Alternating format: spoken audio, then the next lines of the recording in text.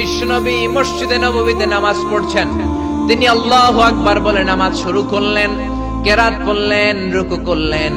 রুকু থেকে দাঁড়িয়ে বিশ্বনবী পড়লেন সামি আল্লাহু লিমান হামিদা। পেছন থেকে সাহাবারা পড়ল রব্বানা ওয়ালাকাল হামদ।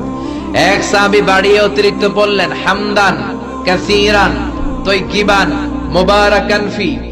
ফিসফিসি আওয়াজে পড়ার কারণে বিশ্বনবীর কানে এটা চলে এসেছে। নামাজের পর বিশ্বনবী বললেন, আমি রুকু থেকে দাঁড়িয়ে পড়েছি সামি আল্লাহু লিমান হামিদা। তোমরা পড়ার কথা ছিল শুধু রব্বানা ওয়ালাকাল হামদ। কে যেন একজন ফিসফিস আওয়াজে পড়েছো হামদান কাসীরান তাইয়িবান মুবারাকান ফি। কে পড়েছো? দাঁড়াও। কোন সাহাবী দাঁড়ায় না ভয়ে। বিশ্বনবী অভয় দিয়ে বললেন, কিছু বলবো না। কে পড়েছো? দাঁড়াও।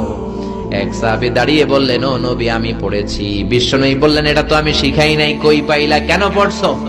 সাহাবী বলে, নবী গো, আল্লাহর তাসবিহ অল্প পড়লে আমার পোষায় না, এই জন্য আমি একটু বাড়িয়ে পড়েছি। আল্লাহু আকবার। বিশ্বনবী বললেন, ভয় পেও না, বিচলিত হয় না। নামাজরত অবস্থায় আমি দেখেছি বিদউ ওয়া সালাসুনা মালায়েকা, 30 জনেরও বেশি ফেরেশতা তোমার এই অতিরিক্ত তাসবিহর সওয়াবটা কে লিখে লিখে আল্লাহর দরবারে পৌঁছে দিতে পারে। তারা আকাশের মধ্যে কে আগে নিয়ে যেতে পারে প্রতিযোগিতা করছিল।